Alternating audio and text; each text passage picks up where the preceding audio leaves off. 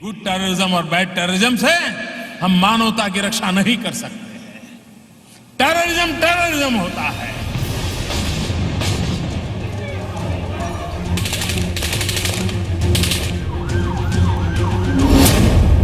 Saudi Qatar की दूरी से किसे फायदा, किसे नुकसान?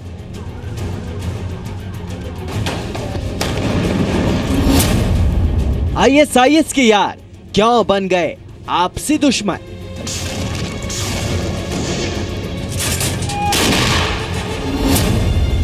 आतंकवाद के खिलाफ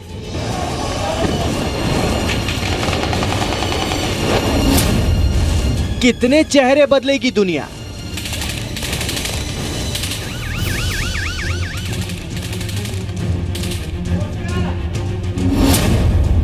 ईरान में हमला, ब्रिटेन पर attack. As both Israel and America face common threats from ISIS and other terrorist groups to countries like Iran that sponsor terrorism and fund and foment terrible violence, not only here, but all over the world. Modi की फटकार से कब सीखेगी दुनिया? आतंकवाद मानव अधिकारों तथा मानव मूल्यों के सबसे बड़े उल्लंघनकारियों में से एक है। अतः आतंकवाद तथा अतिवाद के खिलाफ संघर्ष एससीओ के सहयोग का अहम भाग है। क्या कतर के पर कतरने से पूरा होगा मोदी मिशन? नमस्कार, आप देख रहे हैं स्पेशल रिपोर्ट में हूं आपके साथ में मानसा मलिक। इस वक्त अगर हम ये कहें कि दुनिया एक युद्ध के मुहाने पर खड़ी है तो ऐसा कहना गलत नहीं होगा।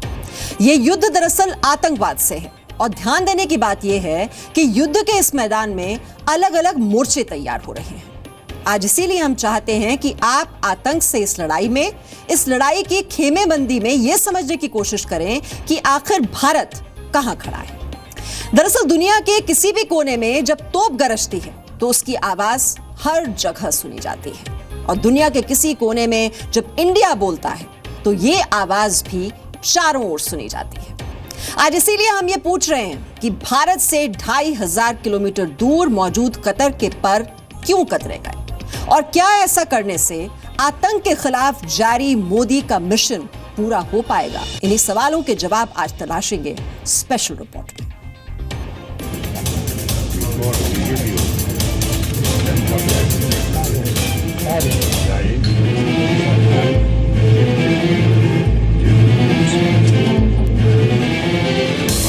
सऊदी किंग के साथ अमेरिकी राष्ट्रपति की इस तस्वीर को एक बार फिर से देखें। पहले ट्रंप बाएं हाथ से पानी पीते हैं, लेकिन सऊदी किंग के टोकने पर वे पानी दाएं हाथ से पीने लगते हैं। ट्रंप की ये तस्वीर सोशल मीडिया पर खूब चर्चा में रही। इन तस्वीरों का सांकेतिक मतलब समझिए। तो क्या अमेरिका के साथ मिलकर सऊदी अरब ने कतर के खिलाफ साजिश कर दी? सऊदी अरब जो एक वहाबी देश है और जो कि विश्व में सबसे बड़ा आतंकवाद की फंडिंग करता है, वहाबी आइडियोलॉजी को बढ़ाता है और ऐसे वोलेटाइल मदरसों को मदद देता है जो कि आतंकवाद का बढ़ावा करते हैं। अगर वो किसी के खिलाफ अमेरिका को मिला के ये कहे कि ये फंडिंग कर रहा है और कतर फंडिंग कर रहा है और सऊदी अरेबिया नहीं कर रहा है तो ये साजिश है। आगे आपको बताएंगे कि हम क्यों कह रहे हैं कतर के पर कतरे जा रहे हैं, लेकिन पहले ये समझिए कि ये खबर भारत के लिए क्यों अहम है। कहीं भी आतंकवाद से जुड़ी घटना होती है तो पूरी दुनिया हिलती है। आतंकवाद पर कहीं भी इंडिया बोलता है तो पूरी दुनिया सुनती है। समय की मांग है कि हम स्पेसिफिक घटनाओं की चर्चा से ऊपर उठ करके आतंकवाद ये मानवता का भयंकर दुश्मन है, ये मानवता को नष्ट करेगा। मानवतावादी सभी शक्तियों ने एकत्र आकर के आतंकवाद के खिलाफ लड़ना चाहिए, तभी जाकर के इतने बड़े भयंकर संकट से हम मानवता को बचा पाएंगे। भारत खुद भी लगातार आतंकवाद की चुनौती के खिलाफ पूरी दुनिया को एकजुट करने में लगा हुआ है। ऐसे में कतर के साथ जो हो रहा है उसे समझना जरूरी है। दरअसल सऊदी अरब, इजिप्ट, बहरीन, यमन, लीबिया और यूएई ने कतर के साथ अपने राजनयिक संबंध तोड़ दिए हैं। 6 अरब देशों ने कतर पर कथित तौर पर इस्लामिक स्टेट और अलकायदा का समर्थन करने का आरोप लगाया है। हालांकि कतर ने इन सभी आरोपों से इनकार किया है। सऊदी अरब ने कतर के साथ अपनी सीमा भी बंद कर दी है, जिसकी वजह से कतर में आने वाली 40% खाने पीने की सामग्री और दूसरी जरूरी चीजें रुक गई हैं। कतर से उड़ान भरने वाली और वहां पहुंचने वाली सभी फ्लाइट्स को रोक दिया गया है। आधुनिक दुनिया गुड टेररिज्म और बैड टेररिज्म की परिभाषाओं में बटी हुई है और अब आतंकवाद का इस्तेमाल करने वाले बड़े बड़े देशों को ये डर सता रहा है कि कहीं वो अपने घर में भी गुड टेररिज्म और बैड टेररिज्म के बीच की आग का शिकार न हो जाएं। लेकिन कतर पर कार्रवाई से कुछ हासिल होगा क्या? यशस्विका मल्होत्रा के साथ नीरज गौड़, जी मीडिया, दिल्ली। दरअसल भारत के लिए असल चिंता कतर में रहने वाले भारतीयों को लेकर होगी। 6 लाख से ज्यादा भारतीय रहते हैं कतर में। हजारों भारतीय हर हफ्ते हवाई यात्रा के लिए कतर एयरवेज का इस्तेमाल करते हैं। हो सकता है कतर के खिलाफ कार्रवाई से हालात बहुत ज्यादा ना बिगड़े, हो सकता है कतर के लिए उड़ानें बंद ना हो, लेकिन यात्रा लंबी और महंगी हो सकती है। यह भी हो सकता है कि सीधे सीधे ना सही लेकिन दूसरे तरीकों से भारत के सामने मुश्किल खड़ी हो जाए। समझिए इस रिपोर्ट।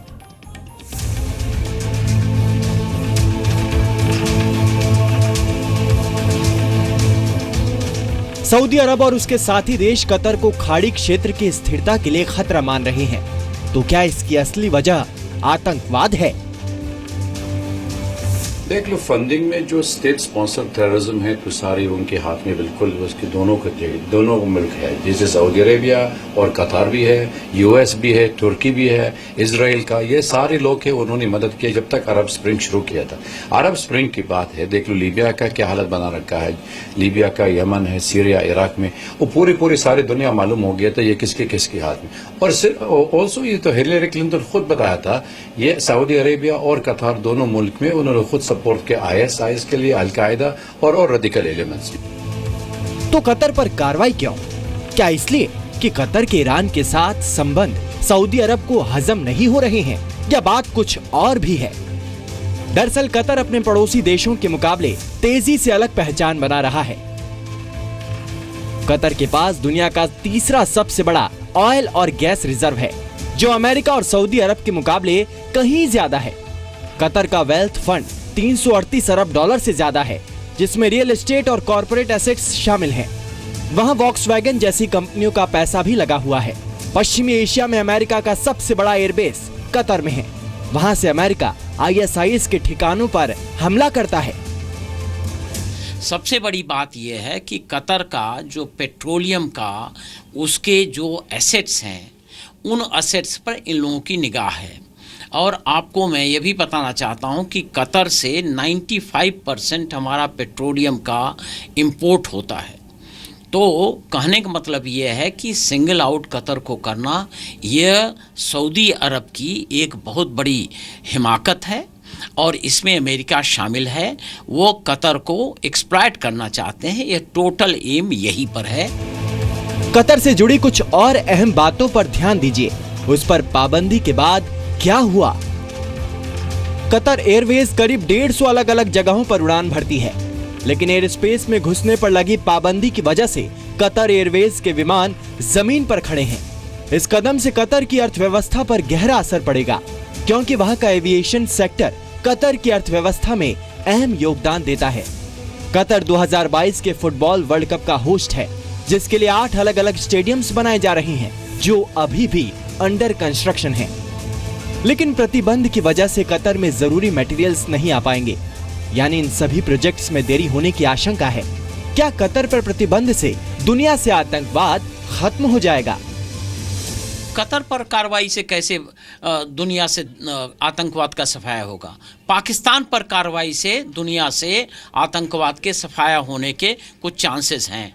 और अमेरिका और सऊदी अरेबिया ये देश इस बात को नहीं समझ रहे हैं, और पाकिस्तान को चीन, अमेरिका, सऊदी अरेबिया जितनी इमदाद है उतनी दे रहे हैं। दरअसल जानकार इस पूरे मामले को ईरान के साथ जोड़कर देख रही हैं। सऊदी अरब और यूएई मुस्लिम ब्रदरहुड को आतंकी संगठन का दर्जा देते हैं, लेकिन आरोप है कि कतर ने इस संगठन के सदस्यों को अपनी बात रखने के लिए प्लेटफॉर्म उपलब्ध कराया है।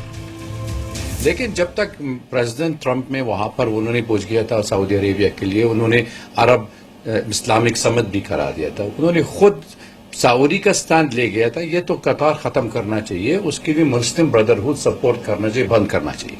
यानी मतलब ये मुस्लिम ब्रदरहुड, ये पॉलिटिकल इस्लाम जो चैलेंज है, जो सऊदी अरेबिया के लिए खुद मांग रही, लीडिंग अरब नाटो अलायंस, सुन्नी मेजोरिटी है, जिहादिस्ट जैसे वो मांग रहे, एंटी ईरान ब्लॉक बनाने के लिए, वो जो ट्रंप खुद बताया था, वो उन्होंने ये भी चैलेंज है सिर्फ कतार में चैलेंज कर रहा है, क्योंकि कतार में काफी सपोर्ट किया मुस्लिम ब्रदरहुड है। सऊदी अरब का आरोप है कि कतर बहरीन और सऊदी के कतिफ प्रांत में ईरान समर्थित चरमपंथी संगठनों और अलगाववादियों की मदद कर रहा है। यही वजह है कि सऊदी अरब, इजिप्ट, बहरीन और यूएई ने ये कदम ईरान के साथ बढ़े हुए तनाव के बीच उठाया है। यशस्विका और नीरज गौड़ के साथ ब्यूरो रिपोर्ट, जी मीडिया। कतर पर आरोप ये लगाया गया है कि वो आतंकवाद फैलाने वाले इस्लामिक संगठनों की मदद कर रहा है, लेकिन कतर ऐसे आरोपों से इनकार कर रहा है। एक वक्त था वैसे जब कतर खाड़ी देशों में सबसे गरीब था, लेकिन आज कतर अमीर देशों में शामिल है।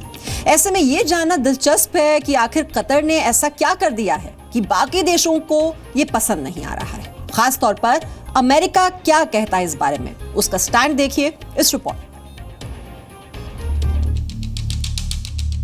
कतर पर मिडिल ईस्ट के 6 देशों के प्रतिबंध ने आतंकवाद के खिलाफ लड़ाई में दुनिया के देशों के विरोधाभास को उजागर किया है, और इस विरोधाभास को कतर पर प्रतिबंध को लेकर अमेरिकी प्रतिक्रियाओं से बखूबी समझा जा सकता है। एक और अमेरिकी राष्ट्रपति डोनाल्ड ट्रंप ने बयान दिया कि कतर बड़े पैमाने पर आतंकवाद को प्रायोजित करता रहा है। हमने तय किया है कि अब समय आ गया है कि कतर से इस फंडिंग को बंद करने के लिए कहा जाए। लेकिन अमेरिकी विदेश मंत्री रेक्स टिलरसन ने सऊदी अरब समेत दूसरे देशों से कतर के खिलाफ प्रतिबंध में ढील देने की बात कही थी। तो अमेरिका के रक्षा मंत्रालय पेंटागन ने एक बयान जारी कर कहा था कि कतर पर अरब देशों के प्रतिबंध से इस्लामिक स्टेट के खिलाफ लड़ाई पर असर पड़ेगा। सवाल है कि कतर पर बैन को लेकर ये अमेरिकी प्रतिक्रियाएं अलग अलग क्यों हैं? तो इसका जवाब ये है कि अमेरिका एक और सऊदी अरब को साधे रखना चाहता है, तो दूसरी ओर कतर के अपने मिलिट्री बेस के जरिए अपना मतलब साधना चाहता है। मिडिल ईस्ट में कतर अमेरिका का अहम सैन्य साझेदार है। अमेरिका का यहाँ मुख्य एयरबेस है, जहाँ उसके 10,000 सैनिक तैनात हैं। उत्तरी अफ्रीका से लेकर दक्षिण पूर्व एशिया तक के 17 देशों तक अमेरिका यहीं से सैन्य अभियानों को अंजाम देता है। इस एयरबेस से वो सीरिया, इराक और अफगानिस्तान में इस्लामिक स्टेट के खिलाफ कार्रवाई करता है। साफ है कि ऐसी दोहरी मानसिकता अगर किसी अंतर्राष्ट्रीय मसले पर होगी तो वो अंतर्राष्ट्रीय शांति को बढ़ावा नहीं दे सकती। इन विरोधाभासों के बीच भारत का संदेश एक बार फिर दुनिया को रास्ता दिखाने की कोशिश कर रहा है। कतर संकट पर भारत के विदेश मंत्रालय ने कहा है कि सभी पक्ष आपसी सम्मान, संप्रभुता और एक दूसरे के मसलों में दखल न देने के अंतर्राष्ट्रीय सिद्धांतों के आधार पर शांतिपूर्ण बातचीत करें। आतंकवाद से रोज घायल हो रही दुनिया क्या इस संदेश को सही मायनों में समझ सकेगी?